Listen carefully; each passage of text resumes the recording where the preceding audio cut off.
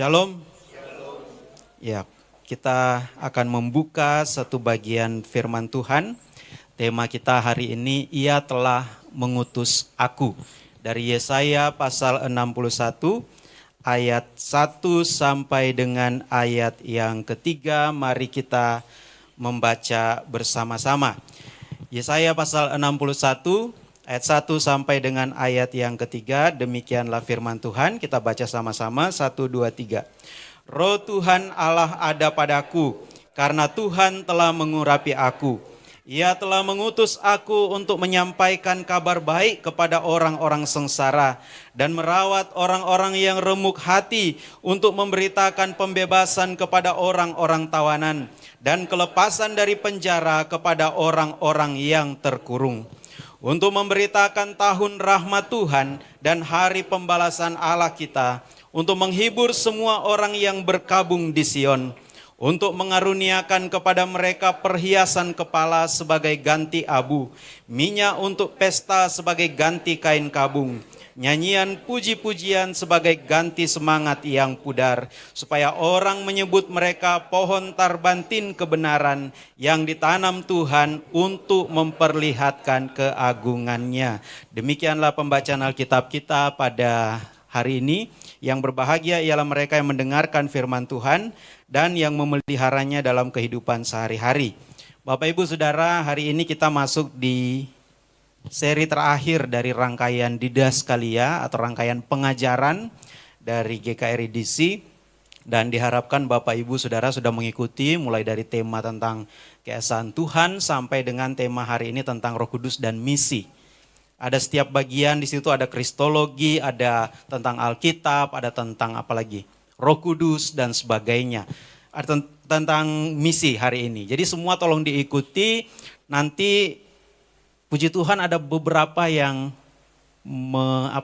WhatsApp ya, mengirim WhatsApp dan bertanya tentang materi-materi yang sudah disampaikan. Ada yang bertanya tentang materi yang belum disampaikan. Jadi peran aktif jemaat seperti ini sesuatu yang luar biasa. Karena ini akan menjadi masukan juga buat gereja bagaimana pengajaran itu disampaikan. Karena masih ada beberapa yang kurang, ada yang bertanya tentang persembahan kok nggak dibahas tentang perpuluhan gimana. Ya, jadi kita akan bahas nanti. Ada yang bertanya tentang keselamatan, ada yang bertanya tentang Tritunggal dan sebagainya. Jadi kalau Bapak Ibu yang sudah mengikuti pengajaran-pengajaran dari seri 1 sampai dengan hari ini, dan punya pertanyaan, silakan di WhatsApp melalui Ibu Gembala, silakan melalui saya juga bisa, melalui Pak Robert atau Pak Hani, Pak Fatih, siapapun yang sudah menyampaikan materi. Nanti yang kurang-kurang kita akan bahas khusus di podcast ya. Jadi kita akan coba hidupkan Tayo lagi untuk membahas tema-tema yang kurang atau pertanyaan-pertanyaan dari Bapak Ibu Saudara. Ya, kalau susah mau WhatsApp silakan ditulis di atas kertas ya. Kemudian titipkan di majelis atau sekretariat ya. Nah, kita masuk pada tema kita hari ini sehubungan dengan hari Pentakosta. Jadi kita mau mulai dengan kata Roh Tuhan Allah ada padaku. Ya, bahasa Ibraninya Roh Adonai Yahweh Alai. Ya, bukan berarti alai lebay ya. Tapi Roh Adonai, jadi Yahweh itu sebetulnya adalah YHWH. Tetapi orang Israel, orang Yahudi tidak pernah membaca nama Tuhan itu karena dianggap kudus. Barangkali sama seperti orang Indonesia ya. Kalau kita punya orang tua, kalau kita hormati, kita nggak akan mungkin menyebut namanya. Ya nggak? Rahel pernah nggak manggil Pak Robert, Robert, minta duit dong. Langsung dikutuk 7 turunan. Jadi memang sudah ada timur bahwa sesuatu yang dimuliakan, dihormati itu nggak akan disebut namanya, tapi hanya disebut gelarnya. Jadi kalau Bapak Ibu menerima pengajaran, kita harus sebutkan YHWH, kita harus sebutkan Yahweh dan sebagainya. Justru kita tidak menghormati Tuhan. Lah orang tua kita sendiri aja kita nggak pernah sebut namanya, kok sekarang malah nama Tuhan kita sebut begitu saja. Emang kita mau bicara ketemu dengan Presiden Jokowi, tolong urus ini jalan di kampung saya kayaknya sudah terlalu banyak genangan, kan tidak. Justru kita menyebut dia presiden untuk menunjukkan hormat kita. Sama lah ketika kita menyebut Bapa, ketika kita menyebut Tuhan, yaitu untuk menunjukkan hormat kita. Kadang-kadang ada yang suka supaya lebih afdol pakai istilah Tuhan Yahweh atau Bapa Yahweh. Justru itu jadi pertanyaan, jadi tanda tanya. Berarti ada Bapa yang lain, ada Tuhan yang lain. Ya, coba misalkan siapa yang saya kasih contoh di sini, Ben, ya, panggil Pak Fati, Papa Fati. Ya berarti ada Papa yang lain kan? Iya nggak? Jadi justru dia panggil saja Papa, menunjukkan bahwa satu-satunya papanya dia, ya Pak Fati. Dan Pak Fati akan senang ketika Beben manggil dia Papa. Tidak dengan sebutan Papa Fati. Nah, gitu ya.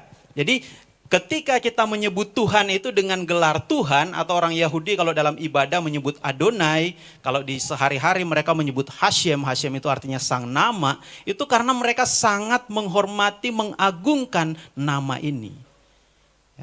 Jadi begitu juga kita, bahkan Yesus sendiri menyapa Tuhan itu dengan sebutan Bapa.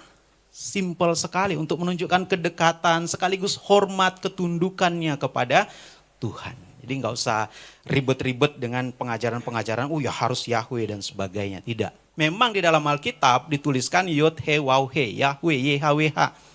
Hanya saja karena orang Yahudi sudah lama tidak pernah membaca YHWH ini, sehingga sudah nggak tahu bagaimana cara membaca yang persis seperti itu.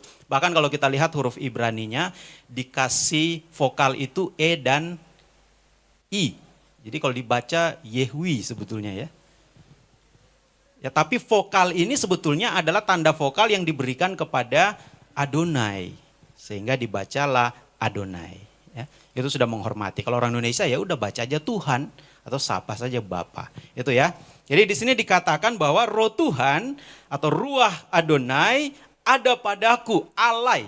Alai itu al itu di atas, kalau ada akhiran i itu berarti aku. Kayak tadi kan umale et nafsi, penuhi nafsiku, nafasku, nefesku, penuhi jiwaku. Kayak lagu tadi. Jadi kalau akhiran i itu biasanya di bahasa Ibrani itu artinya ku. Ya. Nah, siapa aku di sini? Kalau dalam tradisi orang-orang Yahudi mula-mula mereka menyebut bahwa ya aku di situ ya Nabi Yesaya yang menulis kitab ini. Ya. Tetapi dalam perkembangannya, dalam pemikiran Ibrani, mereka sadar bahwa aku di situ tidak merujuk kepada seorang nabi, tapi pada Mesias yang akan datang. Sehingga roh Tuhan Allah ada padaku, ku di situ dipercaya merujuk kepada Mesias. Karena di ayat berikutnya dikatakan karena Tuhan telah mengurapi aku, ya'an masah Adonai oti. Ya. Ya'an sebab atau karena masyah. Masyah itu mengurapi. Dari kata masyah inilah muncul kata Mesias. Orang yang diurapi. Jadi Mesias yang ditunjuk di sini adalah Mesias. Dan ini dibenarkan oleh Yesus di dalam Lukas pasal 4 ayat 17 sampai dengan ayat yang ke-21 ini ya. Lukas pasal 4 ayat 17 sampai 21. Kepada Yesus diberikan gulungan kitab Nabi Yesaya, Biblion Esaio tu profetu. Jadi sebetulnya tidak ada kata gulungan di situ. Tapi kenapa kemudian muncul istilah gulungan? Karena kata kerja berikutnya, ia membukanya anaptuksas dan menemukan nats di mana tertulis dan seterusnya. Ia membuka, kata membuka itu ada kertas ini ya. Jadi kayak gulungan kemudian di scroll kayak gitu ya. Makanya diterjemahkanlah itu adalah gulungan. Kenapa? Karena kitab suci orang Yahudi pada zaman Yesus itu dalam bentuk gulungan. Ya. Jadi Alkitab kita ini memang dari zaman ke zaman sudah mengalami perubahan seiring teknologi yang dikenal oleh manusia. Pada zaman Musa menerima dalam bentuk 2 loh batu. Jadi firman Tuhan itu ditulis oleh Tuhan di atas batu. Jadi kemana-mana Musa itu bawa batu. Orang Israel itu yang mereka pikul itu tabut perjanjian itu isinya 2 loh batu dalam bentuk batu. Tapi kemudian ketika mereka bergaul dengan orang Mesir, mereka mulai menggunakan papirus. Karena di Mesir orang menulis di atas papirus. Mereka lihat lebih simpel ini. Bisa digulung, bisa dilipat, maka digunakanlah papirus. Ketika mereka bergaul dengan orang-orang Romawi, orang-orang Yunani yang biasa menggunakan perkamen dari kulit binatang, mereka pikir, oh kenapa kita nggak beralih ke perkamen? Karena perkamen katanya lebih awet daripada papirus. Papirus cepat lapuk. Perkamen tidak, maka beralihlah mereka ke perkamen. Nah, ketika di Cina ditemukan kertas, orang-orang Kristen beralih ke kertas, jadilah buku. Ketika di Jerman ditemukan mesin cetak, dari Alkitab yang tadinya ditulis tangan, manuskrip, dirubah menjadi Alkitab cetak. Jadilah Alkitab cetak pertama terbitan Gutenberg, Jerman. Sampai sekarang kita pakai Alkitab cetak itu. Nah, sekarang di era digitalisasi ini, ketika orang menggunakan handphone, ya udah Alkitab itu pindah ke handphone semua. Jadi berkali-kali saya selalu menegaskan bahwa yang disebut firman Tuhan itu adalah teksnya, bukan wadahnya. Jadi tidak soal Bapak Ibu membaca Alkitab dalam bentuk gulungan kayak zaman Yesus, mau bawa batu dari rumah kayak zaman Musa, silakan ya. Atau mau bawa kertas yang sudah dicetak seperti zaman Gutenberg, atau mau bawa handphone sekalipun, yang penting teksnya sama, itu firman Tuhan. Ya. Yang penting jangan lagi khotbah pura-pura lihat handphone kayak lagi mencermati ayat Alkitab. Ekspresinya berubah-berubah, ternyata lagi asik di grup. Ya, lagi bahas apa makanan, enak banget. Pendeta lihatnya, serius sekali nih jemaat ini baca Alkitab. Padahal lagi bahas makanan atau lagi bahas arisan dan sebagainya.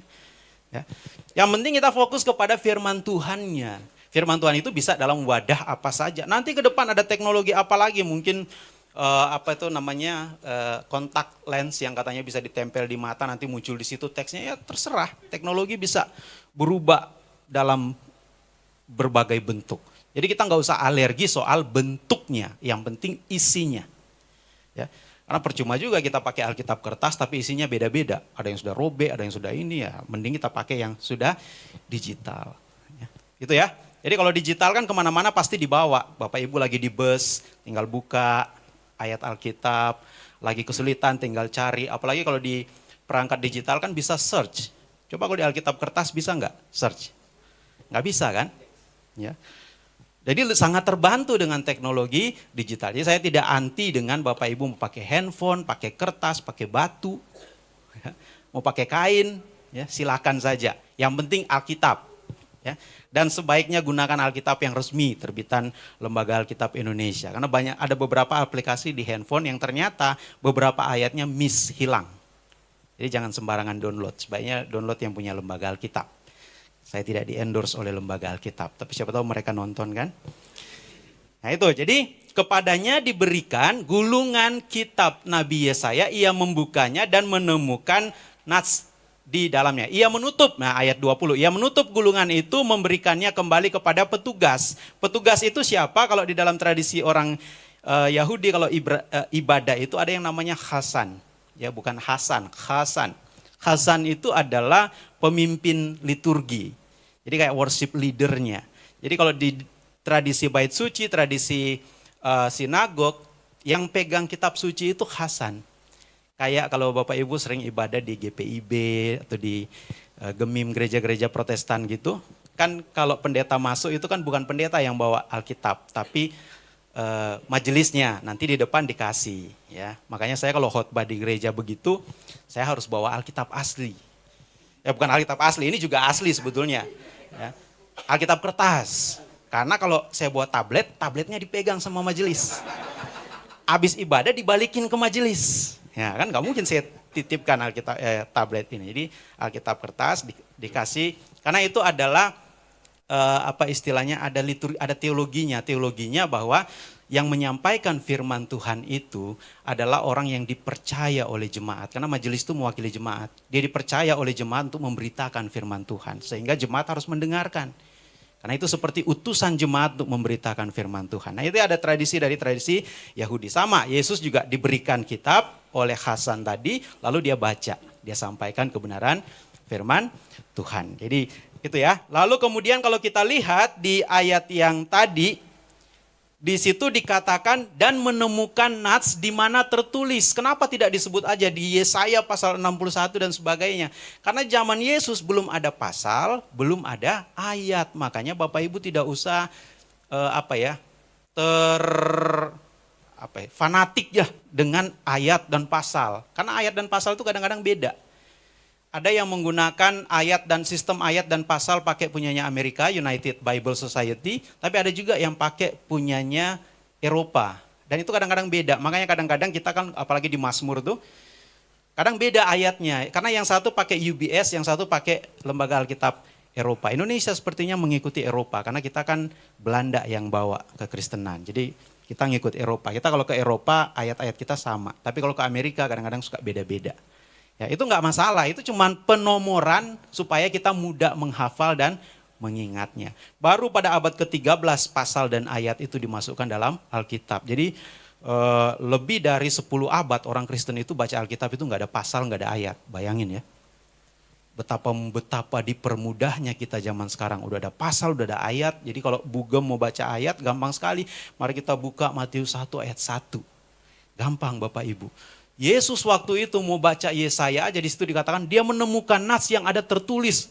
Tapi nggak tahu di mana, yang dia cuma tahu waktu itu dikasih itu gulungan kitab Yesaya. Karena waktu itu tiap kitab itu satu gulungan. Jadi pengkhotbah itu sebelum dia berkhotbah dia udah harus ngomong dulu ke Hasan, hari ini saya mau baca kitabnya Nabi Yesaya. Jadi yang dibawain sama Hasan itu Nabi Yesaya. Kalau pengkhotbah nggak ngasih tahu ayatnya, bayangin aja Hasan harus bawa banyak banget gulungan. Mungkin dia bawa gerobak dari belakang ya. Mari Pak pengkhotbah silakan pilih yang mana yang mau dikhotbah. Jadi kita betapa bersyukurnya kita dengan teknologi yang ada sekarang. Nah itu di situ. Jadi itu petugas, yang disebut petugas di situ menggunakan kata tohuperete. Huperete itu adalah petugas. Kalau bahasa Ibraninya ada juga menyebutnya syamas. Ya, kalau di kampung saya syamas itu identik dengan bendahara. Padahal syamas itu dalam bahasa Ibrani itu pelayan atau minister ya. Menteri. Nah kita lanjutkan. Lalu ayat 17, ini masih di Lukas pasal 4 tadi. Kepadanya diberikan gulungan kitab Nabi Yesaya, ia membukanya dan menemukan, ini masih yang tadi ya, lanjut lagi. Ayat 18, nah ini roh Tuhan ada padaku karena ia telah mengurapi aku untuk menyampaikan kabar baik kepada orang-orang miskin. Kalau di Yesaya tadi dikatakan orang sengsara, di sini Yesus ngomongnya orang miskin. Apakah Yesus mengubah Alkitab? Nanti kita bahas. Ia telah mengutus aku untuk memberitakan pembebasan kepada orang-orang tawanan dan penglihatan bagi orang-orang buta. Ini di Yesaya nggak ada penglihatan bagi orang-orang buta. Tapi kalau kita baca kitab Yesaya dalam edisi Septuaginta ada ini bagi orang-orang buta. Untuk membebaskan orang-orang yang tertindas, untuk memberitakan tahun rahmat Tuhan telah datang. Jadi Yesus baca Yesaya 61 ini. Jadi kembali ke pertanyaan tadi, siapa aku di sini? Nah itu dijawab oleh Yesus di ayat yang ke-21. Ayat 20 dulu. Ia menutup gulungan itu, memberikannya kembali kepada petugas yang tadi, lalu duduk, ekatisen. Kenapa duduk? Karena orang Yahudi pada zaman dulu kalau mau mengajar itu harus duduk. Coba Yesus waktu khotbah di atas bukit, ketika orang sudah berkumpul dia duduk di atas batu. Ya, begitu juga ketika dia membawakan perumpamaan tentang penabur, dia naik ke atas kapal, lalu di atas kapal itu dia duduk, baru mulai ngajar. Jadi pengkhotbah itu sebetulnya duduk. Ya, pemusik berdiri. Gantian kita. Ya. Jadi zaman dulu begitu. Jadi rabi itu atau guru itu atau pengkhotbah itu dia harus duduk. Ya, supaya fokus, supaya bisa tahan lama. Kalau begini kan ntar lagi udah pegel. Apalagi kemarin 2 hari itu saya pasang-pasang ini ampli.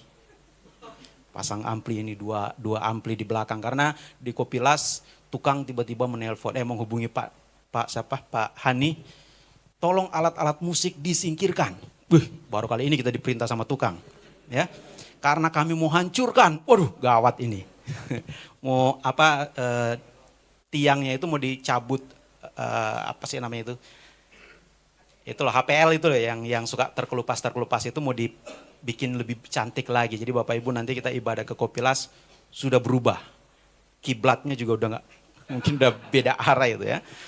Udah dipercantik sekarang. Nah karena itu semua alat musik dibawa. Nah daripada cuman dibawa begitu saja, udah kita pasang dulu lah di sini sementara ya. Nanti kalau sudah ada ibadah di sana kita cabut lagi, kita bawa lagi ke sana. Itu speaker 2 di belakang. Nah, itu saya pasang sendiri. Ada ibu-ibu waktu itu lagi rapat, saya usir pakai bor.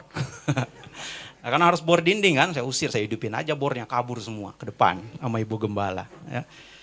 Jadi pasang, jadi agak pegel ini kakinya, karena harus ngangkat speaker naruh ke atas, tarik kabel. Untung ada Vincent yang bantu pas malam pertama. Jadi ada 3 malam kita pasang itu ya.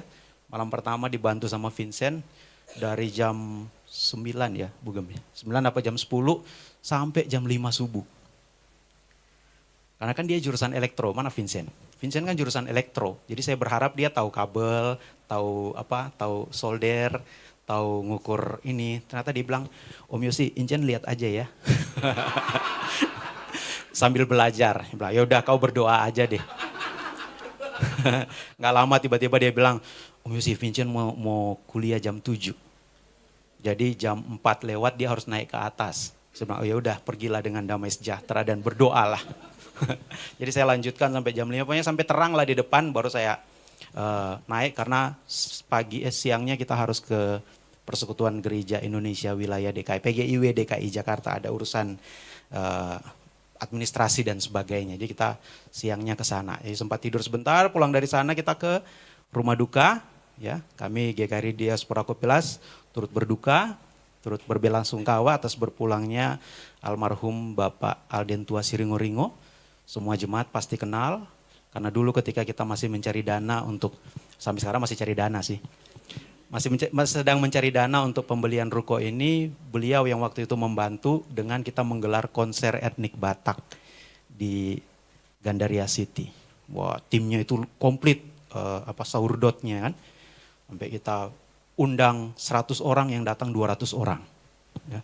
Waktu itu di Gandaria City, dan puji Tuhan banyak dana yang terkumpul pada waktu itu turut membantu berdirinya gedung ini. Karena itu terakhir beliau datang ke sini pas pernikahan Pak David ya dan Ibu Rika. Beliau sempat mewakili keluarga untuk menyampaikan sambutan. Nah, waktu beliau naik di atas mimbar sini beliau menangis. Ya. Karena gedung ini yang dia turut bantu untuk pencarian dana sudah jadi, ya sudah direnovasi. Jadi kita sangat sangat kehilangan lah beliau ya. Nah itu lanjut. Ayat 21. Nah ayat 21 dikatakan begini. Ia mulai berkata kepada mereka, katanya pada hari ini semeron bahasa Yunaninya genaplah nats ini peplerotai hegrafe aute. Genaplah tulisan ini ketika kamu mendengarnya, entois hosin humon, ketika kalian dengar gitu. Jadi ketika Yesus membaca nats Yesaya 61 ayat 1 sampai dengan ayat yang ketiga, dia kembalikan gulungan kitab suci tadi, kemudian dia bilang hari ini pada waktu kalian mendengar ini genaplah Yesaya 61 ini. Jadi jelas sekali bahwa ayat ini berbicara atau merujuk kepada Kristus, kepada Mesias. Dan dengan demikian dia memproklamirkan diri, akulah Mesias itu. Orang Yahudi yang mendengarkan itu pasti surprise karena mereka udah tahu pada sebelum Yesus lahir sudah berkembang pengajaran bahwa yang dimaksud dengan Yesaya 61 itu adalah Mesias. Sehingga ketika Yesus bicara begitu di bait suci, pasti banyak yang kaget, apalagi guru-guru agama. Ya. Guru-guru Yahudi, ini Mesias itu. Tapi ada juga di antara mereka, sombong kali orang ini. Pasti ada yang begitu, makanya Yesus banyak ditolak oleh rabi-rabi Yahudi kan. Karena dianggap menghina Tuhan, melecehkan Tuhan dengan mengaku dirinya adalah Mesias. Ya, itu, sementara menurut orang Yahudi Mesias itu belum datang, nanti. Jadi orang Yahudi sampai sekarang masih menunggu Mesias. Orang Islam masih menunggu Imam Al-Mahdi di akhir zaman. Orang Kristen menunggu Yesus datang kedua kali. Bapak Ibu coba berlogika sedikit, bayangkan besok kiamat. Jangan kaget dulu. Besok kiamat, tiba-tiba ada pribadi yang turun dari langit. Ada pribadi yang turun dari langit. Kira-kira orang Kristen mau bilang itu siapa? Itulah Yesus. Orang Islam akan bilang, ini dia Imam Al-Mahdi kita. Orang Yahudi akan bilang, ini dia Mesias yang ditunggu-tunggu itu. Akhirnya datang juga. Di 3 agama ini akan bersatu kalau Yesus datang. Sebenarnya. Cuma memang ada kendala karena apalagi datang di Indonesia ini kan urus pajak. Bea cukai ribet ya, apalagi kalau Yesus datang dengan kereta emasnya dan sebagainya itu kan bea cukainya kan panjang ya, jadi agak tertunda. Mungkin dia nunggu siapa jadi presiden dipermudah, datang, terjadilah Yesus datang, disambut oleh 3 agama ini. Dan mungkin agama-agama yang lain, karena semua agama merindukan satu figur sentral. Jadi agama ini hanya bisa bersatu ketika dia datang kembali. Kan kita nggak pernah lihat wajah Yesus, ada yang pernah lihat wajah Yesus. Kalau lihat foto yang buatan Eropa, itu orang Eropa, bukan orang Israel. Ya, yang digambar oleh siapa? Leonardo ya. Leonardo da Vinci. Itu kan dia cari orang yang paling ganteng yang pernah dia lihat, lalu dia gambar, dia lukis. Jadilah Yesus dengan wajah bule. Yang mukanya mulus banget. Setahu saya Yesus di zaman Israel nggak semulus itu. Ya, kenapa? Karena dia selalu berjalan dari Galilea sampai ke Yudea loh. Itu jauh banget. Bapak Ibu sekarang kalau pergi ke Israel itu perlu naik mobil kalau mau ke sana. Dari Yudea ke Galilea. Dan Yesus jalan kaki itu bersama murid-muridnya. Dan dia tiap persinggahan dia berhenti mengajar. Dia mengajar di atas kapal. Ya kalau kena terik ya pasti. Kan dia manusia biasa kan. Ya pasti mukanya harusnya agak hitam. Kayak yang pernah keluar di New York Times atau majalah apa itu kan. Rekonstruksi wajah Yesus yang mukanya hitam. Ya itu Yesus yang sebenarnya. Yang sering jalan-jalan dan sebagainya. Jadi bukan Yesus yang ada dipajang di rumah Bapak Ibu Saudara. Ganti itu. Itu Yesus KW. Nanti kalau malam-malam, tadi malam saya bermimpi ketemu Yesus. Yesus seperti apa? Jangan-jangan bukan Yesus. Jangan-jangan tokoh idola dia yang lain. Tapi karena dia lihat mukanya bercahaya dan sebagainya, dianggap itu Yesus. Belum tentu. Harus konfirmasi dulu, benar nggak? Ada bekas luka nggak di tangannya? Dan sebagainya. Itu kan harus terkonfirmasi. Jadi kita yang logis-logis saja lah. Kita percaya Tuhan itu seperti apa ya. Nah ini, jadi Yesus sendiri yang bilang bahwa akulah dia. Kira-kira mau dikatakan begitu. Nah lanjut, kemudian kita kembali ke ayat yang pertamanya. Ia telah mengutus aku untuk menyampaikan kabar baik. Di situ dikatakan Shelachani itu artinya ia mengutus aku. Lefaser itu artinya dari kata bashar atau besora. Kalau bahasa Ibraninya kabar baik, bahasa Arabnya bashira. Ya.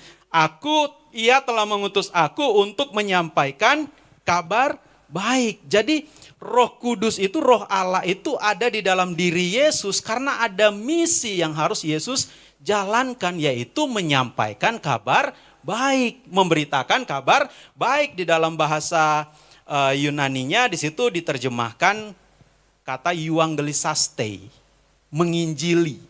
Jadi penginjilan pertama Yesus yang mulai, makanya ketika kita mendefinisikan penginjilan itu membuat orang percaya kepada Yesus, itu terlalu dangkal penginjilan itu. Penginjilan yang sejati mulai dari Yesaya 61 ini, memberitakan kabar baik kepada orang yang miskin atau orang sengsara, ya, membebaskan tawanan dan sebagainya, itu kabar baik yang awal. Ya, makanya disebut kabar baik, kabar sukacita. Bayangkan Bapak Ibu di penjara lalu dibebaskan, itu sukacita tidak? Bapak Ibu jadi tawanan lalu dimerdekakan, sukacita tidak? Sukacita. Jadi sukacita itu adalah bagaimana membahagiakan orang lain. Itulah kabar baik. Makanya saya berkali-kali bilang, jangan kita memulai kabar baik itu dengan kabar teror. Bapak kalau mati besok, masuk mana? Itu kan teror. Kayak orang asuransi kan? Asuransi kalau nawarin kan, Bu, Ibu amit-amit besok, Ibu kecelakaan ya. Enggak ada tanggungan ya kan, selalu nakut-nakutin. Nah Yesus tidak. Yesus ketika menjumpai orang yang dijauhi oleh masyarakat, dia rangkul. Ada orang yang dianggap najis, dia peluk. Orang Yahudi kalau orang najis begitu, kusta nggak boleh disentuh. Tapi Yesus sentuh. Sehingga orang itu merasa diterima. Matius si pemungut pajak, kerja di bea cukai, ya. Dia itu dimusuhi oleh orang-orang Yahudi karena dia bekerja untuk penjajah Romawi. Tapi ketika Yesus melihat Matius, mungkin dia lagi ngelamun, aduh tetangga saya nggak benci banget sama saya. Dia kan pasti tiap habis pungut pajak pulang ke rumah. Nah pulang ke rumah itu pasti disorakin sama orang-orang Yahudi. Woi antek penjajah, pasti. Jadi dia pulang dengan gelisah. Tapi ketika Yesus datang dan Yesus berkata, ikutlah aku, follow me. Ya kan? Langsung dia, kok ada orang Yahudi yang mau terima saya? Makanya dia nggak mikir panjang lagi, langsung dia tinggalin pajak itu. Ya, diambil alih sama Rubicon sekarang pajaknya. Ya. Setelah ditinggalkan oleh Matius. Nah, Matius ikut Yesus, dia tinggalkan pekerjaan dia yang lama. Dia nggak mau lagi bekerja untuk penjajah, dia mau ikut Yesus. Maka jadilah Injil Matius ditulis oleh seorang pemungut pajak. Makanya begitu sistematis, begitu teratur bahasanya Injil Matius itu. Nah dia biasa ngitung duit. Orang kalau ngitung duit kan 1 sen aja hilang itu kan masalah buat laporan audit nanti. Untung zaman itu belum ada KPK. Tapi ini menunjukkan bahwa Matius ini seorang yang sangat teliti. Sampai dia mengambil rujukan-rujukan ke perjanjian lama. Saking telitinya dia. Setiap ucapan Yesus ada rujukannya ke perjanjian lama. Itu Matius. Betapa hebatnya dia. Murid-murid Yesus dulu kalau ada yang bilang, oh murid-murid Yesus dulu orang-orang bodoh. Enggak, Matius ini orang pinter. Yohanes ini apalagi? Yohanes ketika dia menulis Injil Yohanes 1 aja Bapak Ibu baca. Pada mulanya adalah firman, firman itu bersama-sama dengan Allah. Dan firman itu adalah Allah, itu bahasa filsafat. Ya, ngalah-ngalahin filsafat Stoa pada waktu itu. Nah itulah Yohanes. Jadi Yesus tuh memilih orang-orang yang punya talenta khusus. Petrus, seorang pejuang. Makanya dipilih oleh Yesus meskipun dia penakut ternyata.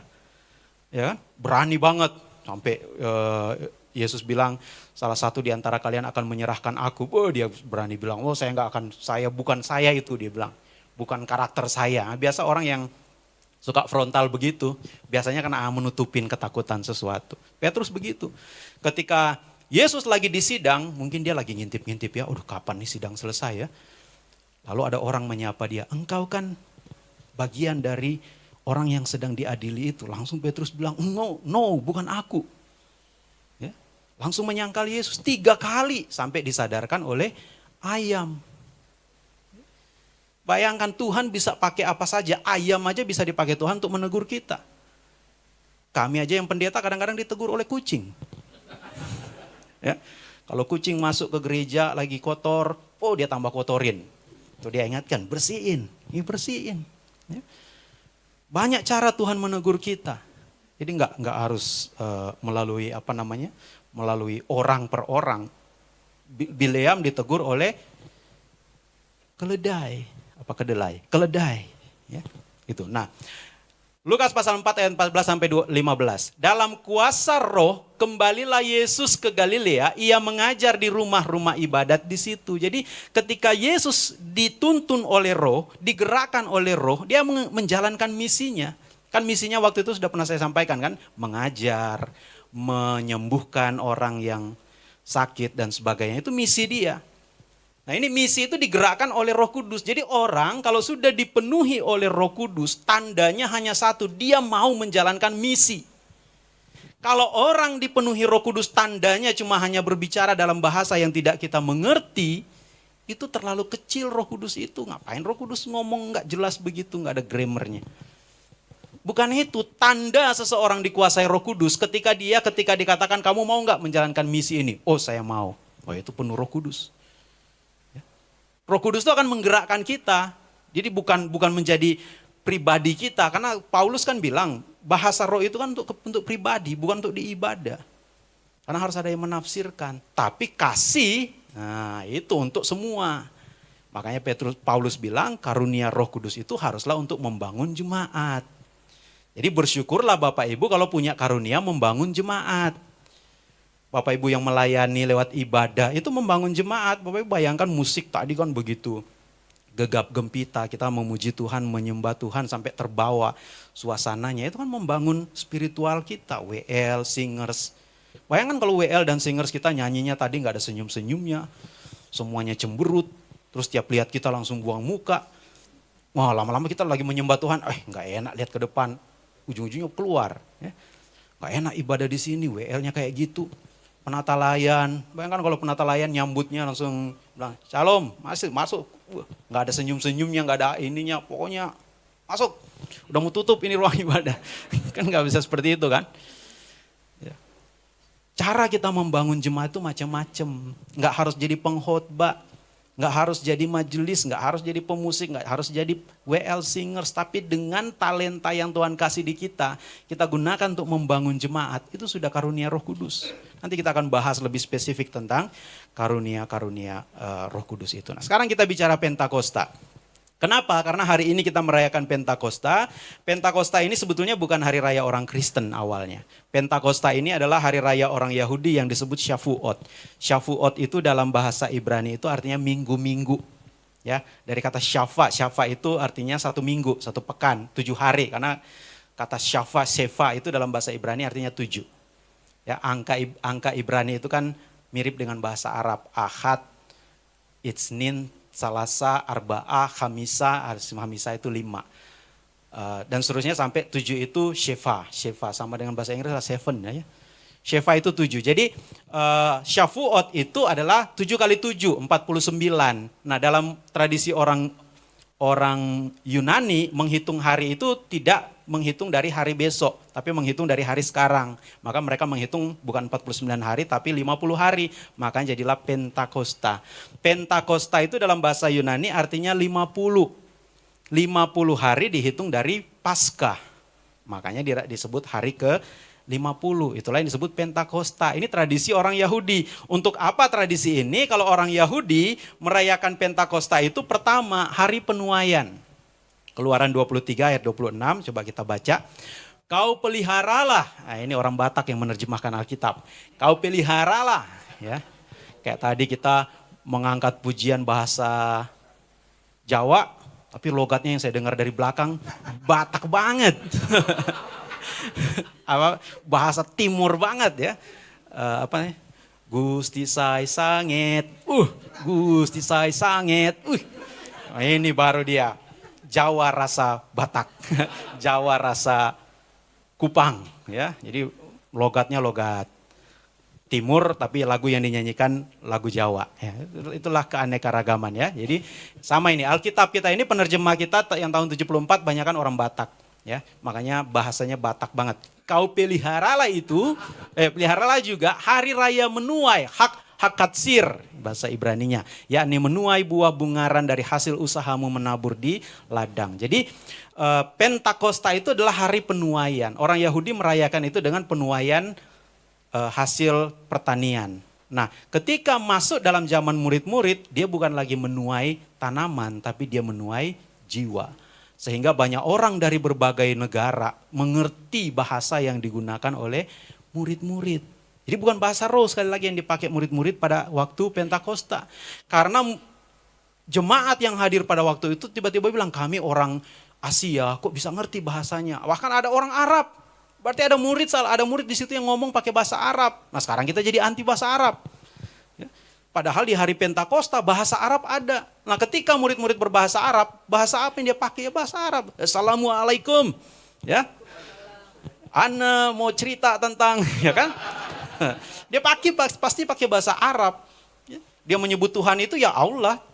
Karena orang Arab taunya Allah. Bayangkan kalau dia pakai Adonai. Bingunglah orang-orang Yahudi, orang-orang yang dari Arab. Siapa Adonai? Ana tidak kenal. Jadi diperkenalkan nama-nama yang dikenal oleh orang-orang Arab. Jadi mereka berbahasa seperti yang digunakan. Itulah musim penuaian. Jadi Pentakosta itu adalah simbolnya adalah penuaian. Maka kita menuai di hari Pentakosta. Tapi bukan lagi menuai tanaman, menuai jiwa.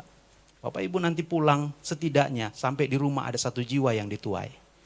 Ya, nggak harus orang yang belum percaya menjadi percaya. Bisa saja orang percaya yang sudah lama tidak ke gereja, Bapak Ibu ajak pergi ke gereja. Itu sebuah penuaian yang luar biasa.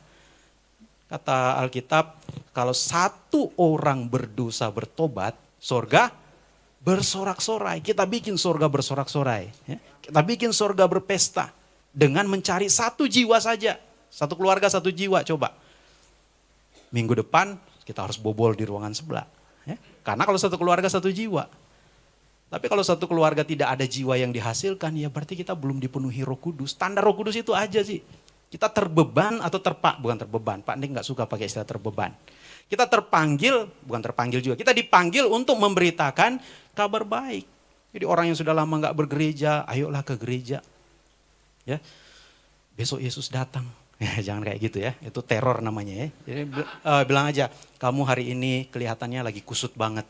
Ya. Mukamu yang biasanya lonjong sekarang segi 4. Kalau mukamu mau lonjong lagi, ayo beribadah. Nah, itu kan lebih adem kan. Kalau kita langsung menuduh orang begitu ketemu, kayaknya kau harus bertobat. Langsung dibilang, siapa kau? Apa katanya? Ya, jadi kita harus, ya apa kau bilang? Kita harus menyapa dia dengan bahasa kasih, sama seperti cara Yesus menyapa. Jangan pakai bahasa asuransi, pakailah bahasa Alkitab. Bahasa Alkitab ya kabar Baik, oh kayaknya kamu lagi banyak masalah deh. Yuk ke gereja, masalahmu selesai. Datang ke gereja, ketemu dia sama orang yang hutang sama dia. Tambah beban.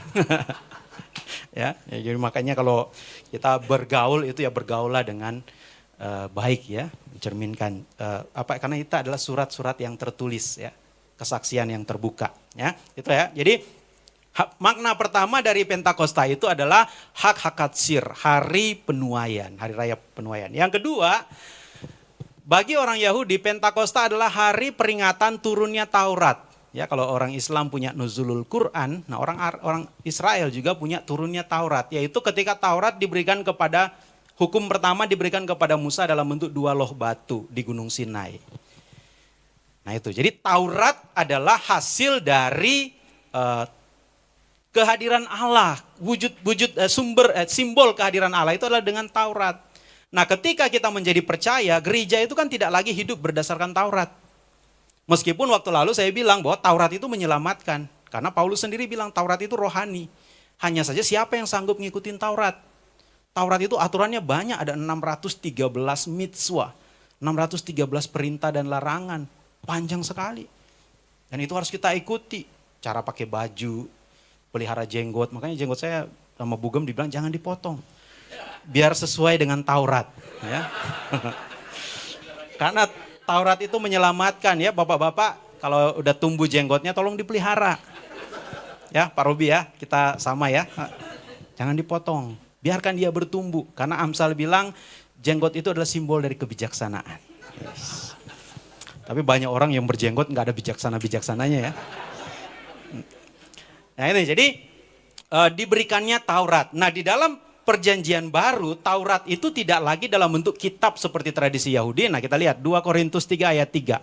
Sebab telah ternyata bahwa kamulah surat Kristus yang ditulis oleh pelayanan kami. Buah dari pelayanan Paulus ya. Ditulis bukan dengan tinta tetapi dengan apa? Roh dari Allah yang hidup. Bukan pada loh-loh batu melainkan pada loh-loh daging, yaitu di dalam hati manusia. Taurat itu sesuai dengan nubuatan kitab Yoel bahwa akan ada waktunya di mana Tuhan akan mencurahkan Taurat itu ke dalam hati orang-orang percaya. Dan inilah saatnya. Kita ada Taurat dalam hati kita. Makanya kalau kita bikin dosa, hati selalu ngingetin kan. Jangan bikin itu. Ingat khotbah pendeta kemarin. Ingat nats Alkitab yang kau baca, ingat renungan yang kau baca. Selalu ada, Paulus bilang itu suneidesis, bisikan hati. Itu suara roh.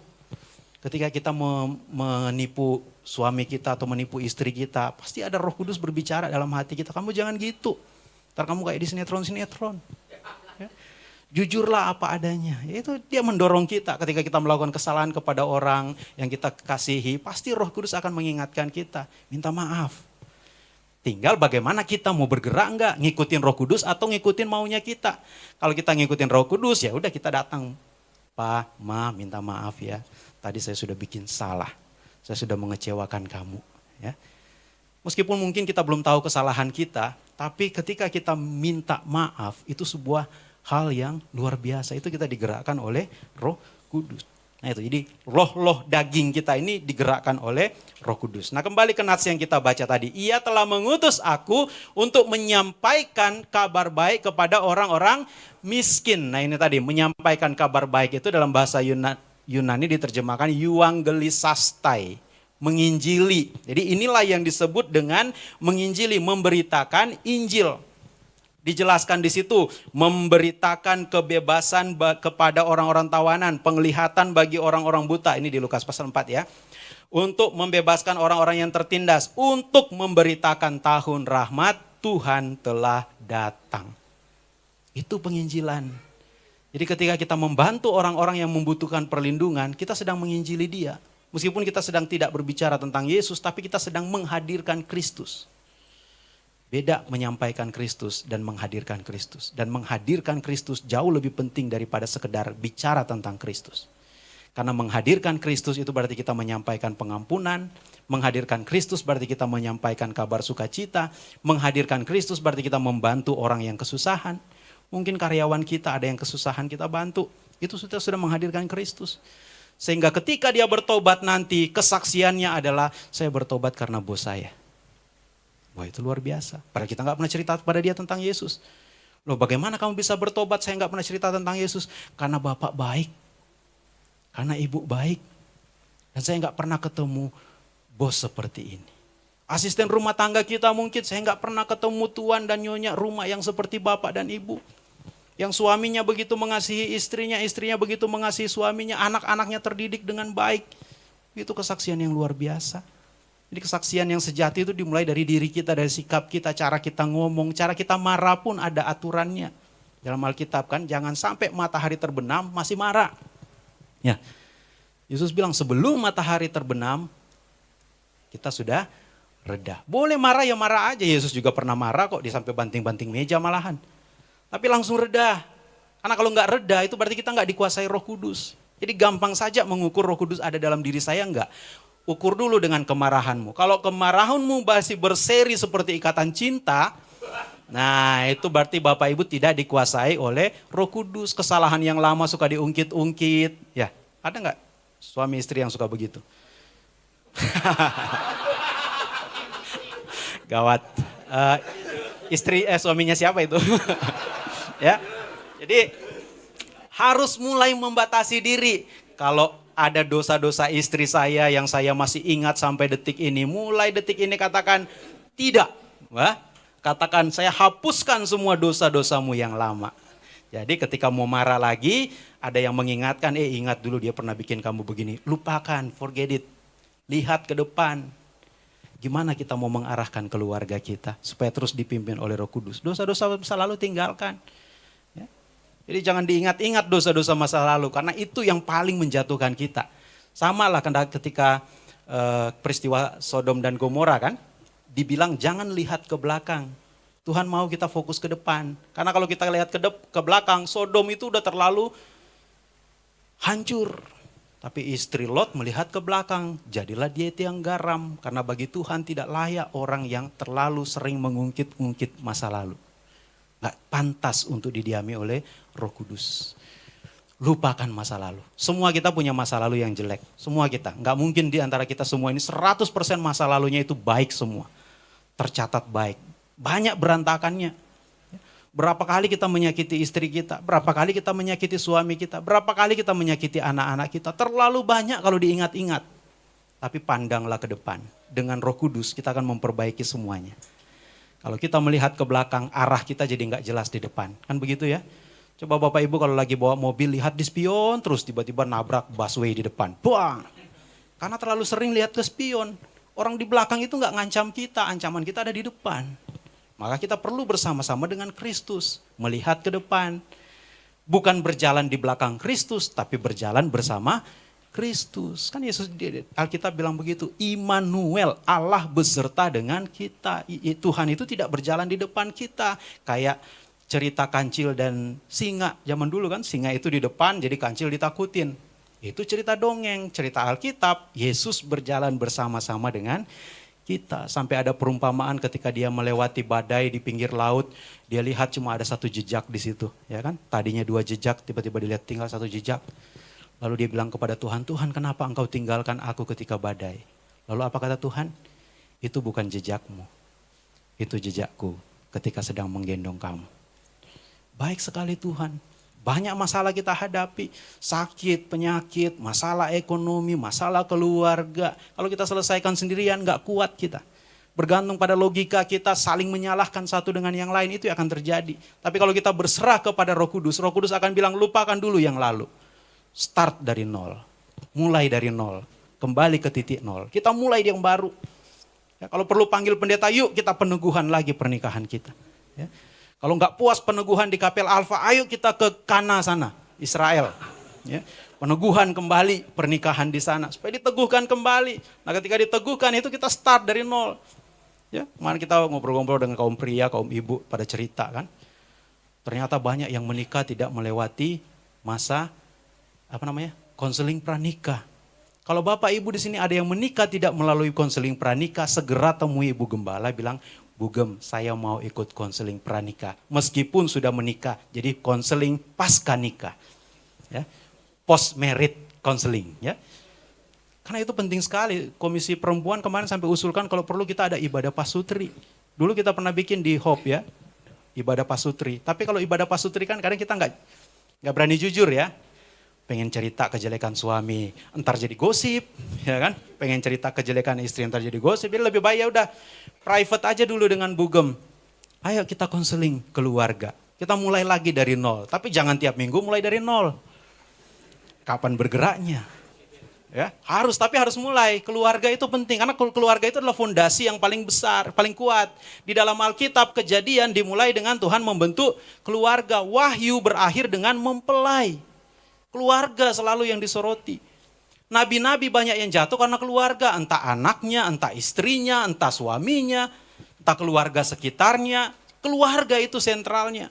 Bugem selalu bilang apa yang dibentuk, apa yang dikasihi oleh Tuhan, itu juga yang sangat dibenci oleh iblis. Kita boleh sukses besar, tapi kalau iblis sudah goyang keluarga kita, mau kita harta 7 turunan juga, ketika iblis goyang keluarga kita, hancur semua itu. Lihat sekarang banyak orang punya harta miliaran, tapi anak-anaknya berantem berebut harta, padahal orang tuanya masih hidup. Apa yang kurang? Kita kurang memberikan didikan iman. Makanya wariskan iman kepada anak-anak. Jangan dulu pikir soal harta. Percuma kita wariskan harta tanpa kekuatan iman. Dia akan bergantung pada hartanya, iman dinomor 2-kan. Ya.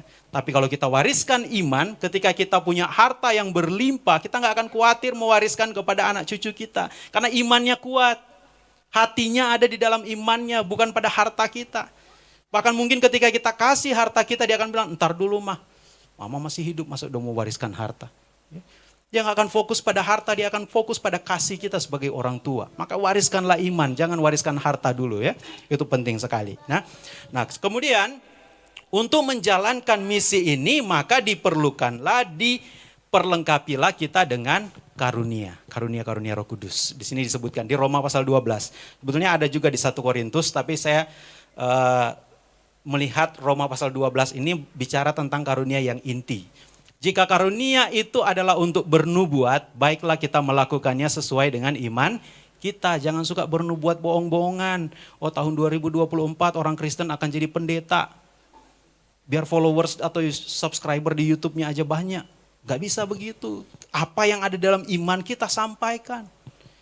Ya, itu nubuat yang benar. Coba lihat nubuat para nabi di dalam Alkitab. Jarang mereka berbicara nubuat sesuatu yang baik. Banyakan nubuat itu hukuman Tuhan. Ya. Teguran, ya, karena nubuat itu kebanyakan berisi teguran, beda dengan penguatan khotbah. Ya. Lalu kemudian ayat 7, jika karunia untuk melayani, baiklah kita melayani. Jadi orang-orang yang sudah melayani bersyukur, udah ada karunia dari Roh Kudus. Ya. Jadi gak usah cari-cari lagi karunia apa yang saya miliki, kita melayani aja itu udah karunia kok. Jadi ketika kita tidak mau melayani, ya kita mengabaikan karunia yang Roh Kudus kasih kepada kita. Mulailah melayani sekecil apapun, mungkin cuma sebagai penerima tamu, mungkin cuma katakan ke Bugem, saya mau deh seminggu sekali datang bersihin ruang ibadah. Itu sudah pekerjaan yang luar biasa, meskipun mungkin hasil kerja kita nggak dilihat orang, tapi itulah melayani. Jika karunia untuk mengajar, baiklah kita mengajar. Ya, Bapak Ibu yang punya talenta mengajar apapun itu. Ayo katakan, saya mau buka kelas deh di Kapel Alfa atau di Kopilas, di Hope. Kita membuka kelas pengajaran. Pengajaran apa saja, yang penting dia mencerdaskan, itu karunia. Karunia mengajar. Lalu kemudian ayat 8, jika karunia untuk menasehati, baiklah kita menasehati. Ternyata menasehati itu juga karunia. Ya. Jadi jangan anggap remeh ketika ada orang memberi nasihat kepada kita. Apalagi kalau nasihat itu menelanjangi kita. Membuka aib-aib kita. Nah ini kan firman Tuhan itu salah satu fungsinya adalah menegur. Maka bersyukurlah, terima kasih karena engkau sudah dipakai Tuhan untuk menasihati saya. Jangan keraskan hati, emang siapa kamu? Saya pendeta, kamu cuma jemaat, nggak bisa. Sebagai pendeta juga kita bisa melakukan kesalahan. Jadi ditegur oleh jemaat, ya silakan. Bahkan mungkin anak kita sendiri menegur kita. Jangan lalu menganggap gengsi, kamu anak, dengar orang tua. Karena bisa jadi Tuhan pakai anak kita untuk memperbaiki hidup kita. Jadi jangan menutup diri terhadap nasihat. Siapa yang membagi-bagikan sesuatu, hendaklah ia menghubungi saya. Enggak ya? Hendaklah ia melakukannya dengan hati yang ikhlas. Yang suka bagi-bagi. Bagi-bagi itu ternyata anugerah juga, karunia juga. Ayo siapa yang suka bagi-bagi di sini? Ya? Di rumah ada coklat 2, 1 deh saya kasih ke ini. Ada uang lebih, dia bagi kepada orang-orang yang membutuhkan. Ada makanan lebih ya, kayak cerita almarhum Diaken Johan Sulaiman dulu, cerita Abu Jen juga. Ya, nggak bisa lihat ada orang lewat, kalau ada sesuatu yang bisa dibagi, bagi. Bahkan pernah makanan Ibu Jen dibawa sama Pak Johan, kasih ke orang yang datang. Ibu Jen mau makan, mana makanan saya? Tadi ada bapak teriak-teriak di luar, saya kasih. Ya. Orang yang suka membagi-bagikan itu ternyata karunia juga. Ya. Lalu kemudian, apalagi? Siapa yang memimpin hendaklah ia melakukannya dengan rajin. Bayangkan memimpin aja harus rajin. Ya. Siapa yang menunjukkan belas kasihan hendaklah ia melakukannya dengan sukacita. Ya. Siapa yang suka apa sini ya? Apa sih istilahnya Pak Boy waktu itu? Full heart. Ya. Orang yang penuh dengan hati yang suka berbagi belas kasihan. Kayak Bugem itu salah satu contoh orang yang suka berbagi belas kasihan. Jadi kadang-kadang saya lagi macet-macetnya, tiba-tiba ada orang di pinggir jalan lagi minta-minta atau kelihatan udah orang yang sangat membutuhkan, dia bisa suruh stop loh. Lagi macet-macetnya disuruh stop, diklaksonin orang di belakang. Tapi karena dia punya jiwa berbelas kasihan, gampang sekali dia berbelas kasihan. Ya, makanya kalau Bapak Ibu punya produk, mau suruh Ibu Gembala yang review, jangan percaya. Dia akan mereviewnya tidak dengan jujur, tetapi berdasarkan belas kasihan. Bapak Ibu bikin kue apem, bawa ke Bugem rasain deh, enak nggak? Makan dia, udah rasa muntah. Tapi karena kasihan udah bikin, wih enak banget. Ya Bugem begitu. Pernah dulu dia sempat dilarang dokter untuk makan daging ayam ya, daging ayam. Tapi ditawarin orang, Bugem ini ada makanan ayam. Saya udah ingetin, ingat kata dokter. Terus dia bilang, kasihan orangnya udah ngasih, ya udah makanlah. Ya, dan akhirnya dia makan. Kambuh sakitnya. Terus saya bilang, tuh kan udah dibilangin, tapi kan gak enak, udah dikasih. Masa kita mau tolak? Saya bilang kan kau bisa bilang dokter sudah menyuruh supaya jangan makan ayam. Dulu ya, kalau sekarang Bapak Ibu kasih ayam habis tuh. Karena ternyata Tuhan pun menunjukkan belas kasihan kepada Bugem. Selama ini dia kasihan orang kasih ayam gak dimakan. Nah sekarang Tuhan bilang kasihan dia. Masa tiap kali makan sakit. Nah sekarang kemana-mana nyarinya ayam. Sampai ayam bakar di depan udah tahu kalau dia nelpon. Halo Ibu Pendeta mau pesan apa? Wih udah tahu. Ya, semua warung ayam di sini udah tahu, udah kenal Bugem. Karena dia penuh dengan belas kasihan. Nah itulah. Jadi orang yang punya karunia belas kasihan itu pun ternyata karunia dari Roh Kudus. Jadi nggak usah bilang oh saya nggak punya karunia apa-apa. Jadi kita semua punya karunia. Ia telah mengutus aku untuk menyampaikan kabar baik. Nah ini kepada orang-orang miskin. Kalau di Yesaya sebetulnya diterjemahkan orang-orang sengsara. Bahasa Ibraninya di situ dikatakan lefasher anawim. Anawim itu artinya orang-orang yang berkekurangan. Nah berkekurangan di sini kalau dalam perjanjian lama itu merujuk kepada kekurangan dana orang-orang miskin. Tapi sebetulnya kekurangan yang dimaksud oleh Yesus adalah orang-orang yang kekurangan roh. Ya, orang-orang yang spiritnya menjadi lemah. Mereka lah yang membutuhkan kabar baik. Jadi nggak harus mencari orang miskin untuk berbagi damai sejahtera, berbagi karunia roh. Orang-orang yang kelihatannya kaya pun. Ya, yang mungkin kita lihat, kayaknya dia semua udah berkecukupan. Belum tentu. Ketika kita ajak berbicara, bercerita, ternyata dia punya masalah juga. Dan kita harus membantu, kita harus menyampaikan kabar baik kepada mereka. Itulah karunia Roh Kudus. Nanti bulan depan kita akan lebih detail lagi bicara tentang karunia. Karena ini sudah amanat dari Bugem. Bugem udah bilang ke saya, Pak, saya mau bulan depan kita bahas tentang karunia Roh Kudus. Saya langsung bilang, siap laksanakan Ibu Gembala. Karena kalau di rumah kan, di gereja kan dia di atasan saya. Ya. Kalau di rumah saya kepala keluarga. Kalau di gereja dia kepala gereja karena dia gembala. Dan itulah masalahnya kita tinggal di gereja. Jadi saya tidak punya waktu untuk menjadi kepala. Tiap kali saya mau tegur dia selalu bilang, ingat saya gembala loh. Sadar tinggal di gereja. Makanya saya selalu bilang ke dia, yuk kita cari duit yuk. Cari rumah sendiri, jangan tinggal di gereja lagi. Ya. Salah satu masalahnya ya, supaya saya ada kedudukan dikit lah. Jadi jangan dia terus yang jadi kepala kan, jadi gembala. Ya tapi dikepalai oleh Ibu Gembala yang penuh dengan belas kasihan ini penuh luar biasa ya. Habis mandi, bajunya udah tersedia. Luar biasa loh, pemimpin yang luar biasa. Ada bapak ibu yang bajunya, bapak-bapak yang bajunya disediakan oleh istrinya ketika mandi? Ada nggak? Oh, saya disediain. Kancing baju hilang satu. Kayak ini tadi satu, ini baju adat Minahasa. Ya, saya dan Bugem pakai baju adat Minahasa. Sebenarnya ada topinya, tapi orang Manado itu biasa kalau ibadah, topi itu harus dilepas. Jadi karena kita mau ibadah ya udah saya nggak usah pakai, topinya tinggi banget. Ya. Itu topi merah itu ya. Bukan lagi kampanye ini, karena kalau kampanye ini warna PKS ya. Ini memang baju adat Minahasa seperti ini, memang ngejreng, mirip dengan orang Nias, tapi orang Nias lebih kaya warna. Kalau orang Minahasa cuma ada hitam dan emas dan merah itu doang. Ya. Kita pakai baju adat ini sebagai lambang dari Pentakosta. Karena Pentakosta pada waktu itu murid-murid berbicara dalam berbagai bahasa. Nah sekarang kita ekspresikan itu dalam berbagai budaya. Kenapa budaya di Indonesia itu perlu kita perkuat? Kami pernah ikut pembekalan di PGI yang diselenggarakan oleh Lemhanas. Ya, Lembaga Hanas. Ya. Lemhanas pernah bilang, kekuatan negara yang bisa membendung radikalisme dan terorisme adalah budaya. Karena ketika orang sudah berbicara budaya, dia udah nggak peduli agamanya apa. Budaya itu memperkuat. Ya, coba lihat orang Batak kalau menikah, ya mending nggak jadi di gereja daripada nggak jadi diadatin. Ya, gitu kan? Karena adat itu begitu kuat. Jadi memang kekuatan adat ini harus kita sama-sama bangkitkan. Kesadaran berbudaya itu perlu kita tumbuh kembangkan. Makanya kita akan nanti setelah ini kita masih akan terus ada ibadah-ibadah etnik ya Bugem. Habis ini kita mau ibadah etnik Timur Tengah. Kita mau hadirkan pembicara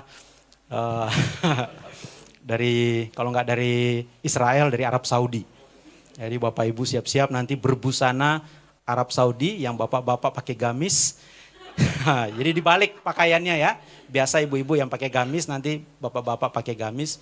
Ibu-ibu yang pakai baju-baju yang lain ya. Jadi kita akan coba ibadah Timur Tengah. Kenapa? Karena sekali lagi tidak ada budaya yang beragama, tidak ada bahasa yang beragama. Yang ada agama memakai budaya. Ya. Jadi jangan bilang, oh Arab itu, bahasa Arab itu Islam. Belum tentu. Sebelum Islam lahir di Arab tahun berapa? Abad ke-6. Kristen di Arab tahun abad ke-berapa? Sebelum itu. Makanya keluarganya Nabi Muhammad itu kan banyakan Kristen. Pamannya aja Kristen.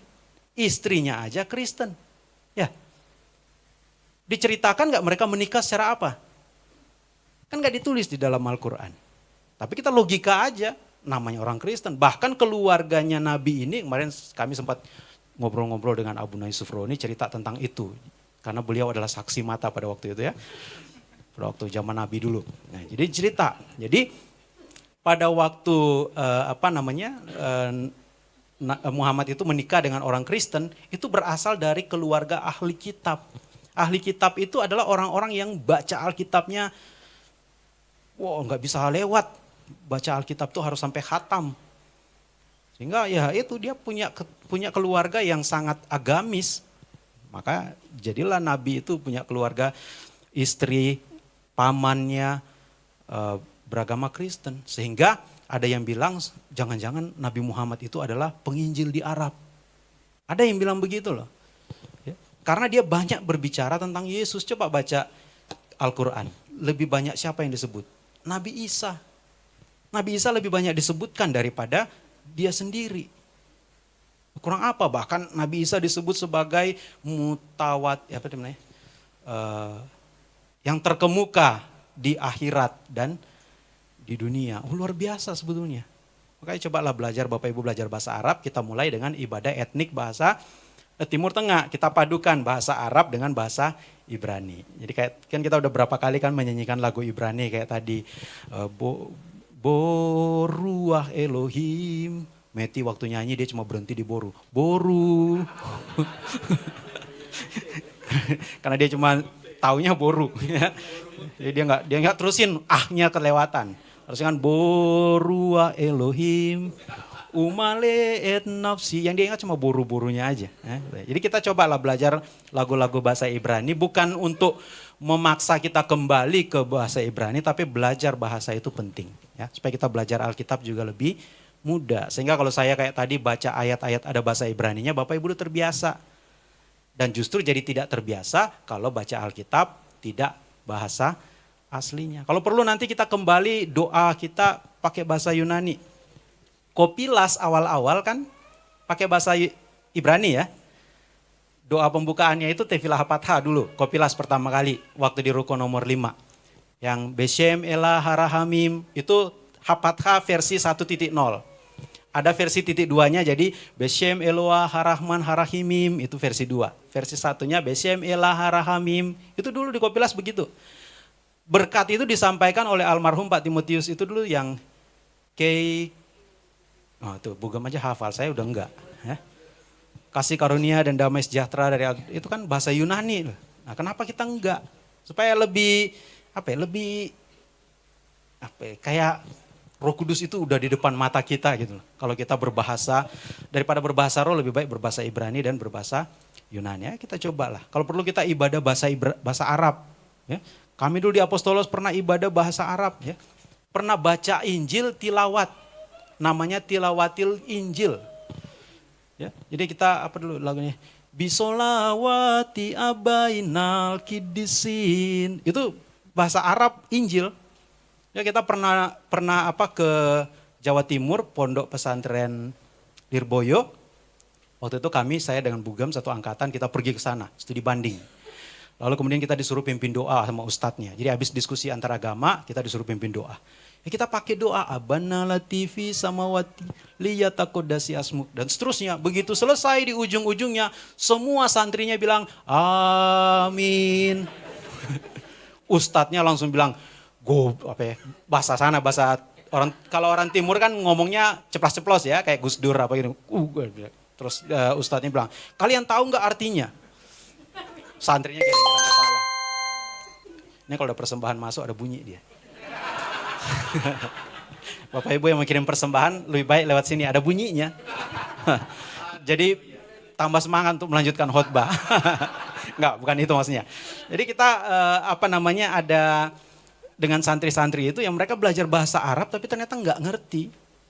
Makanya kan Gus Dur pernah cerita orang Indonesia mau pergi ke Mekah itu haji karena pesawat Garuda sudah habis, akhirnya dicharterlah pesawat Etihad. Pesawat Etihad itu bahasa pengantarnya pertama bahasa Arab, kedua bahasa Inggris. Jadilah sebagaimana aturan keselamatan internasional kan, kami harus memperagakan aturan keselamatan itulah menggunakan seat belt, pelampung dan sebagainya. Tapi karena disampaikan dalam bahasa Arab, semua jemaahnya udah angkat tangan. Mereka pikir lagi doa. Padahal lagi pintu darurat di sebelah kanan, sebelah kiri. Terakhir begitu pramugari bilang syukron, terima kasih artinya kan. Mereka pikir syukron, syukron. Dan semua jawab amin. Nah, ininya heran. Kayak yang cerita wartawan ya. Wartawan dari ya Al Jazeera. Apa sih yang TV Barat ya. Yang inspeksi di pinggir kali itu kan. Dia lalu menyampaikan itu dalam bahasa Arab. Assalamualaikum warahmatullahi wabarakatuh. Itu yang diwawancarai udah begini. Dia pikir lagi doa, padahal lagi melaporkan. Saya lagi ada di pinggir kali, kalinya kotor banget. Di sebelahnya, amin, amin. Ya memang itulah uniknya orang beragama ya. Ya kita juga kadang-kadang begitu. Kayak sok-sok ngerti padahal belum tentu ngerti. Ya. Jadi nggak usah menertawakan yang lain, kadang-kadang kita begitu. Ya, kalau Pak Yusuf Roni selalu bilang, kalau di Islam yang penting asli sekalipun nggak ngerti. Ya kan? Yang penting asli, yang penting bahasa Arab. Kita dulu pernah pakai kaos ada tulisan doa Bapa kami, Abana Latifi sama itu yang bulat gitu. Banyak teman-teman santri kita pada minta, pagi dong, ada tulisan Arabnya keren banget. Mereka nggak tahu itu tulisan doanya Bapa kami yang di sorga dikuduskanlah namamu dan seterusnya. Kita baca doa Bapa kami aja di pesantren diaminin kok. Ya, sampai ustadznya bilang coba teman-teman nih dari Apostolos jelaskan artinya. Saya jadi kayak tertuduh kan. Langsung saya bilang jadi artinya Bapa kami yang di sorga dikuduskanlah namamu. Santri-santrinya langsung malu. Ya, untung orang Jawa jadi merahnya nggak kelihatan mukanya. Ya, jadi pada tertunduk lesu ya. Ternyata kita sudah berdoa, doa kafir. Al-kafirun, ada kan ayat al-kafirun. Ya, tapi itulah, jadi mari kita nanti Sesekali, enggak juga tiap hari kita akan pakai ibadah Arab, ibadah Ibrani dan seterusnya. Tapi sesekali kita pakai dan kita rasakan serunya. Kemarin aja ibadah Nias kan, meskipun enggak ngerti, semangat banget nyanyinya. Apa lagu Nias tuh yang? Ya itu pokoknya lagu, itulah pokoknya ibadah Papua, Yesus dombe-dombe. Oh, yang penting ada Yesusnya, ini pasti lagu rohani. Yesus dombe-dombe damai. Wow, pada semua pada semangat, padahal kita nggak ngerti. Yang penting kan kita berekspresi, ya itu yang penting ya. Jadi mari kita dukung terus ibadah dalam bentuk ibadah-ibadah etnik seperti ini. Kita sudah ibadah etnik Batak, ibadah etnik Nias, Timur. Hari ini ibadah etnik gabungan, mungkin bulan depan kita coba ibadah etnik Timur Tengah ya. Pak Nindya kita mau booking dulu, karena beliau spesialisnya bahasa lagu-lagu Ibrani ya sesekali. Bahasa ya, karena beliau lahir pada waktu matahari dan bulan sejajar. Jadi karena kalender orang Ibrani itu matahari dan bulan. Hanya orang Ibrani yang kalendernya menggunakan matahari dan bulan. Orang Arab menggunakan bulan, orang Kristen menggunakan matahari. Orang Ibrani diborong semua. Matahari dan bulan diborong sama dia. Itulah orang Ibrani. Makanya mereka ada perpuluhan. Karena pelitnya minta ampun. Ya. Saya pernah diundang untuk khotbah ibadah pemakaman. Bayangkan ibadah pemakaman, ada orang Yahudi di Jakarta Selatan, istrinya Muslim, suaminya Yahudi. Nah ternyata sebelum meninggal, suaminya minta supaya dimakamkan secara Yahudi. Waktu itu diteleponlah ke GKA, waktu itu saya pelayanan di GKA, ada enggak yang bisa pimpin liturgi Yahudi? Kita punya sidurnya. Datanglah saya kan, waktu itu Pak Aladin waktu itu hubungi saya, Rabi, ini ada yang harus dilayani. Dia orang Yahudi, harus dimakamkan secara Yahudi. Tapi di pemakaman Kristen. Ya, cuma simbolnya bukan salib tapi bintang Daud. Dikasihlah kitab sidur itu, saya baca-baca. Waduh, sidurnya gundul lagi. Ya, jadi saya cari dulu sidur versi yang enggak gundul. Karena kalau enggak gundul saya masih susah bacanya. Ya, jadi kasih sidur, ya udah kita baca itu. Nah, orang Yahudi mengundang ibadah pemakaman aja nanya, Pak, biayanya berapa? Saking berhitungannya, ya. Makanya wajar dia ada hukum perpuluhan. Kalau orang Kristen sebetulnya sudah tidak terlalu perlu hukum perpuluhan, karena kita memberi itu sudah dengan sukarela. Udah bukan 1/10 lagi yang kita kasih kan. Coba kita hitung-hitung persembahan Bapak Ibu dari minggu ke minggu. Udah lebih dari persepuluhan. Bahkan ada yang 110%. Gajinya berapa semua masuk ke gereja. Ada yang sudah seperti itu karena meneladani janda yang dilihat Yesus di Bait Suci. Ada kan janda yang hanya tinggal 2 keping, 2 koin, dia masukkan semua. Ya. Nah itu jadi kita sebenarnya harusnya sudah punya kerelaan. Kan khotbah kita waktu lalu kan kerelaan untuk memberi. Nah kalau orang Israel enggak. Bayangkan mau pemakaman aja, ngundang pemimpin ibadah, ditanya dulu biayanya berapa.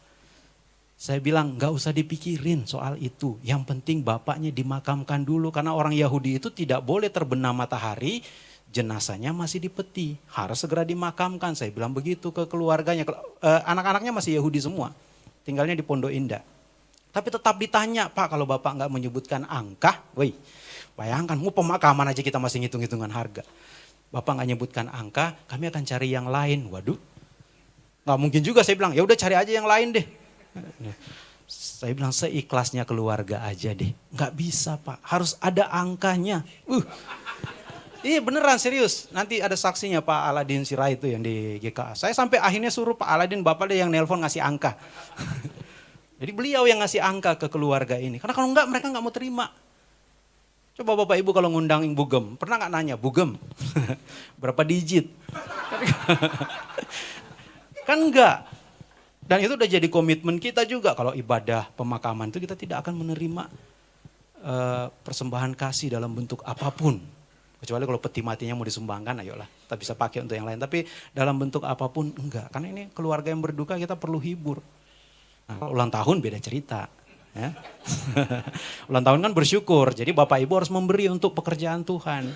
Makanya dulu kita kasih contoh setiap kali ada ulang tahun, kita rayakan persembahannya untuk gereja. Bapak Ibu yang ulang tahun dalam waktu dekat ini, ayo rayakan di Kapel Alfa persembahannya untuk gedung. Itu pelayanan itu namanya. Dalam waktu dekat kebetulan Ibu Gembala yang ulang tahun. Ya, jadi Bapak Ibu tolong catat tanggalnya.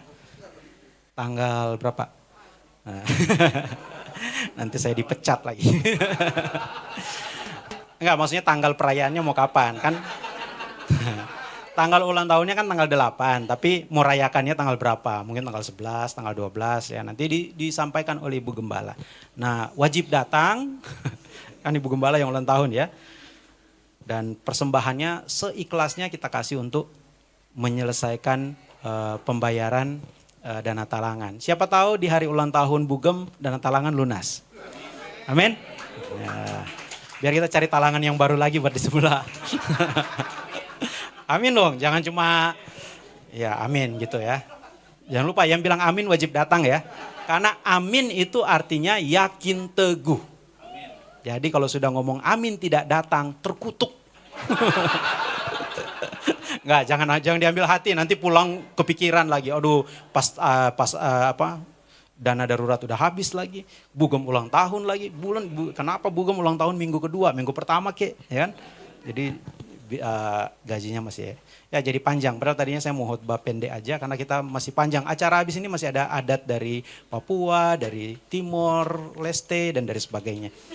Jadi inilah, jadi inti dari firman Tuhan pada hari ini adalah ketika kita dipenuhi dengan Roh Allah, tandanya hanya satu, yaitu kita mau menjalankan misi Tuhan. Bapak Ibu mau menjalankan misi Tuhan?